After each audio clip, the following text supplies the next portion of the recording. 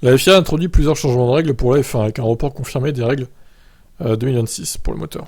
La réunion a été organisée par Momo, avec le vice-président de la FIA pour le sport Robert Reid et les membres du conseil assistant à la réunion en personne ou par vidéoconférence. Les réglementations régissant la limitation des voitures lors des tests de pneus ont été mises à jour ainsi.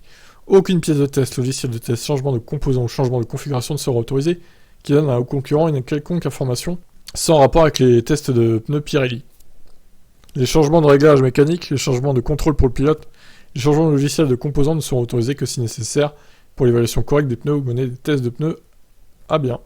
Ouais, j'ai l'impression qu'ils se sont rendus compte que les équipes magouillaient pas mal lors des tests Pirelli et qu'ils en profitent pour tester des nouvelles pièces plus qu'ils ne devraient. Donc ils ont légiféré là-dessus. Le calendrier des activités médiatiques officielles pré-événement pour les pilotes a été mis à jour. Cette activité se déroulera désormais dans une fenêtre de 2 heures, 23 heures avant le début prévu des essais 1. Ça commencera dès demain à Silverstone, donc aujourd'hui.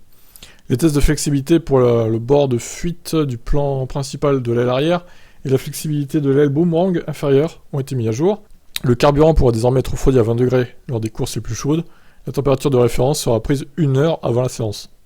La réglementation concernant la rétroviseur a été mise à jour pour permettre une meilleure visibilité vers l'arrière. Ça, c'est pas plus mal. À la suite des soucis de fiabilité rencontrés cette année, une mise à jour des règles a été effectuée, permettant de remplacer une unité de puissance dans le parc fermé par l'une des spécifications plus récentes dans le pool. Ça évitera le départ depuis la voie des stands. Ouais, ok, alors... attendez, ça c'est... c'est dès maintenant, ça, en fait? Bah, c'est un peu dégueulasse pour ceux qui sont partis des stands à cause de la règle précédente. Du coup, comme Tsunoda, par exemple, il me semble. C'est un peu étonnant de changer ça dès maintenant. Hein. Une disposition a été prise pour permettre des réparations temporaires aux unités de puissance. Le Conseil mondial a également été informé de l'état d'avancement du règlement 2026 sur les unités de puissance qui doit être finalisé et présenté avant la prochaine réunion du Conseil mondial du sport auto, à la suite d'un travail considérable et de consultation entre la F1, la FIA, les motoristes actuels et de nouveaux entrants potentiels. Ces règles auraient normalement dû être finalisées le 29 juin donc.